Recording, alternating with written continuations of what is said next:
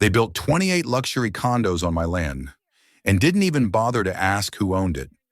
When I pulled up that morning, there were bulldozers roaring, workers shouting, and dust clouds rolling across the fence line. My family's old pasture, the one my grandfather bought after the war, was gone. And right there in the middle of the chaos stood a woman in a shocking pink business dress and blazer, holding a clipboard like she owned the world. She smiled when she saw me and said, "Sir, you're trespassing." "This is private HOA development property," I laughed. "Private?" I asked. "That's funny, what, because this private property still has my grandfather's name on the deed." Her smile vanished. She waved over a man in a hard hat and whispered something, and within seconds a security guard walked up and told me to leave or face arrest. That's when I knew something bigger was going on, because even the county records couldn't back up the words coming out of her mouth. I went home, angry but calm, and pulled out the original land documents from my safe. The legal lines hadn't changed. The coordinates matched exactly. They didn't build next to my land. They built on top of it, and I decided I wouldn't stop them. I let them finish construction. I let them pour concrete, hang drywall, even list the condos for sale. Because the truth was, I wasn't the one trespassing. They were. And soon they were about to learn what happens when you build your empire on someone else's foundation. What would you do if an HOA built an entire complex on your land and told you to leave? Would you fight back? Or let them hang themselves with their own arrogance? Drop your state below. I want to know where my land defenders are watching from. And if you believe nobody should ever steal what's rightfully yours, hit that subscribe button. This is my story. How the HOA built 28 condos on my land, and how a week later, my demolition crew showed up. That land wasn't just dirt and grass to me, it was family. My grandfather bought those 5 acres back in 1957, a sunburned patch of Texas soil that nobody wanted. He built a small barn, ran cattle, and raised my dad right there on that same ridge. After he passed, my dad rented it to local farmers. But when he died, the property sat empty for years. I moved away for work, and the old fence lines just faded into the dust. Still, I paid the taxes every year. Never missed one. The deed stayed in my name, locked in my safe and recorded at the courthouse. To me, it was more than land. It was legacy. Then one morning I came home from a job out in Amarillo and noticed something strange. New pavement, fresh concrete, survey flags staked right through my pasture like someone had planted a rainbow on my land. At first I thought maybe the county was installing utilities. But when I drove closer, I saw bulldozers carving out foundations. Entire slabs of concrete poured where my grandfather's barn used to stand. Men in hard hats were everywhere, hammering, shouting, working like they were on a deadline. I pulled over and waved one of them down. "Hey, what's going on here?" He looked at me, wiped sweat from his forehead, and said, "Phase 2 of the lakeside condominiums, sir. HOA expansion. You'll need to talk to the office." "The HOA," I repeated. "This is private property." He shrugged. "Talk to the lady in charge. She's on site today." That's when I saw her, standing on a stack of cinder blocks near a white Lexus SUV, clipboard in hand, directing workers like she was running a kingdom. Tall, blonde, hair curled perfect, wearing a shocking pink blazer and skirt like she was attending a board meeting in the middle of a construction zone. I walked up, introduced myself, and told her there must have been a mistake. She didn't even blink. "No mistake," she said, flipping a page on her clipboard. "This land was acquired last year by the Lakeside Homeowners Association for Community Development. We're approved and funded. You'll have to take it up with our attorney." I could feel the blood pounding in my temples. "Acquired?" "I own this land," I said, pulling out my phone to show her the parcel record. She smirked and said, "You might want to double-check that. County lines were redrawn last year. This isn't your property anymore." Then she turned and started giving orders to the construction crew, like I wasn't even there. A security guard stepped in front of me and said, "Sir, you'll need to leave the site." I stood there for a long minute, watching machines tear into my family's soil. I wanted to scream, but instead I just whispered, "Go ahead. Keep building." Because I knew something they didn't. My grandfather didn't just buy that land. He surveyed it himself. That night, I went home and dug through his old metal chest. And what I found inside proved the HOA had just built 28 condos on my grandfather's legally patented land. The metal chest was older than me, dented, rusted, with my grandfather's initials carved into the lid. Inside were faded photos, a worn map of the property, and a yellowed envelope marked Land Patent Federal. When I unfolded it, I froze. There it was, his original land patent from the U.S. Department of the Interior, signed and recorded. Not a deed, a patent.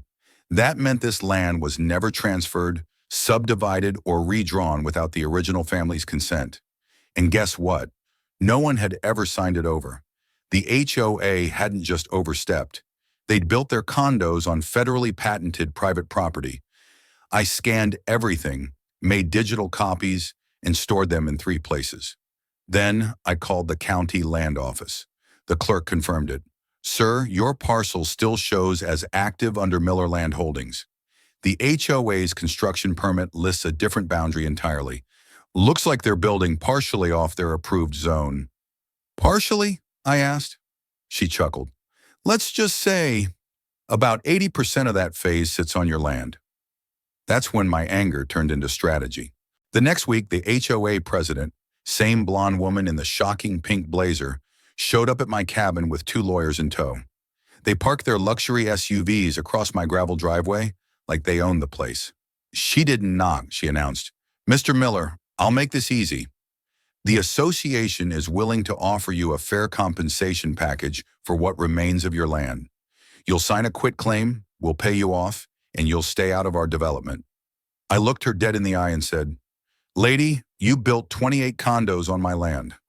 You're not offering me a deal. You're confessing to trespass. Her lips tightened. One of her lawyers stepped forward. We can make this ugly, Mr. Miller. Permits, injunctions, property tax audits, you name it. Walk away now, take the money, and we'll call it even. I smiled. I think I'll let a judge call it even. The lawyer smirked. You'll lose. You can't fight an HOA. We have city backing, bank funding, and political cover. I leaned against my porch rail and said softly, You built on the wrong man's land. They left in silence, tires crunching over gravel, arrogance still heavy in the air. That night I drove out to the property line. The condo units were almost finished. Fresh paint, new windows, real estate signs already up. Families were touring model homes, smiling, laughing. They had no idea they were standing on stolen ground. For a moment I almost felt sorry for them. Almost. Then I saw a new banner hung at the gate. Lakeside Villas, Phase 2, luxury living on protected property. Protected property, they had no idea how right they were. The next morning I walked into the county recorder's office with a single folder and filed a legal notice that froze every sale, halted construction, and set the stage for something much louder than a lawsuit. The county recorder looked at me like she'd seen a ghost when I handed over the file. Sir, this stops everything, she said quietly. Are you sure you want to go through with it? I nodded. Every square foot they built sits on my grandfather's patent. I'm just reclaiming what's mine. Within hours, the notice hit the system. The listing agents couldn't sell, the bank couldn't fund, and every condo in Lakeside Villas Phase 2 suddenly showed title pending, ownership dispute. It spread like wildfire. By noon the next day, the HOA office was in chaos. Buyers were calling, contractors stopped working, and even the local news started sniffing around. I sat at my kitchen table sipping coffee, watching it unfold online. Comments were flying. Who builds condos without checking the land rights? HOA scam gone wrong. And somewhere in that mess was the same woman in her shocking pink blazer, standing in front of cameras, insisting it was all a clerical misunderstanding. She even called me out by name, claiming I was an opportunist trying to extort the association. I didn't respond. I didn't have to. Because while she was busy running her mouth on TV, I was sitting with my lawyer, an old friend from my construction days, going over a plan that would end her little empire for good. Ethan, he said, you've got them cold. The moment they poured concrete over your line, they violated federal land law. You could sue for damages, lost value, even demolition costs. I raised an eyebrow. Demolition? He smiled. Yep, you own the land. Anything built without permission belongs to you. Or comes down. That's your choice. That's when I decided I wasn't going to sell and I wasn't going to sue for pennies. I was going to make it right, the way my grandfather would have. So I called in a few favors, a friend in demolition, another in logistics, and one old buddy from my contracting crew who still owed me a favor or two. By the end of the week, they were ready. We pulled permits, real legal ones, for removal of unsafe structures. The same county the HOA had manipulated now had no choice but to honor the request, because according to the official records, I was the legal owner. The night before, I drove down to the site one last time. The condos were quiet, lights glowing through the windows, for sale signs fluttering in the wind. I parked by the gate staring up at the sign that said, Lakeside Villas. Luxury living. Luxury, sure, but it wasn't theirs. And as the dawn crept over the ridge, my demolition crew's trucks started rolling in, engines rumbling, yellow warning lights spinning through the morning fog. The HOA president pulled up just as the first wrecking ball swung, and what she screamed when she saw the court order pinned to my gate still echoes in my head. The morning air was thick with dust and tension. Orange cones lined the gravel road, yellow caution tape fluttered in the breeze, and the growl of diesel engines echoed across the valley. My demolition crew waited for my signal, helmets on, machines idling. At the gate, a bright red sign hung from the fence. Court-authorized demolition, unauthorized construction on private land. And right beside it, stapled with two thick nails, was the stamped court order. When the HOA president's white Lexus screeched to a stop, I knew the show had begun. She stepped out in her shocking pink blazer and skirt, heels sinking into the dust, hair perfectly styled like this was a press event, not the end of an empire. She stormed toward me, voice trembling with fury. You can't do this. These condos are sold. Families are moving in next month. I held up the document. Not on my land, they're not. She snatched it from my hand, eyes scanning the page, and I saw her face drain of color when she read the words, Order to vacate and remove unauthorized structures, signed by Judge R. Daniels. She looked up at me, voice breaking. You can't just destroy everything. Do you have any idea how much money went into this? I nodded slowly, about as much as my family spent earning it, over 70 years ago. Behind us, one of the excavator arms lifted, its hydraulic joints whining. The ground vibrated as it swung around. She screamed, I'll sue you! I smiled. You'd have to own something first. The first wall came down with a crash that echoed through the valley. Dust rose in a golden cloud as glass shattered and steel groaned.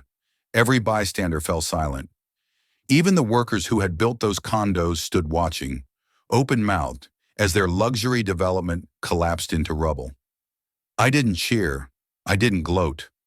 I just stood there, watching the land clear itself. The same way my grandfather once cleared brush and stone to build his barn. It felt right, like balance had finally been restored. By evening, 28 condos were reduced to piles of concrete and twisted rebar. The sheriff supervised the last load leaving the site, nodded at me and said, Can't remember the last time justice sounded like heavy machinery. When the dust finally settled, I replaced the gate sign with a new one. Private land, family owned since 1957. That night, sitting on the tailgate of my truck, I watched the sun sink behind the ridge. The air smelled like dust, diesel, and victory. Not revenge, restoration. A week later, the HOA dissolved. Their president resigned, and the land dispute made headlines across 3 counties. The same people who once called me stubborn now called me the man who stood his ground. Sometimes justice doesn't need noise, just patience and a deed. So tell me, what would you do if someone built on your land without asking? Would you let it slide or bring the walls down? Drop your state below. I want to see where my land defenders are watching from. And if you believe no one should ever get away with taking what's rightfully yours, hit that subscribe button and join me for the next story. Because next week, they tried to block my driveway for a community trail, so I gave them a path straight to the county courthouse. See you then. And remember, keep your land, keep your proof, keep your power.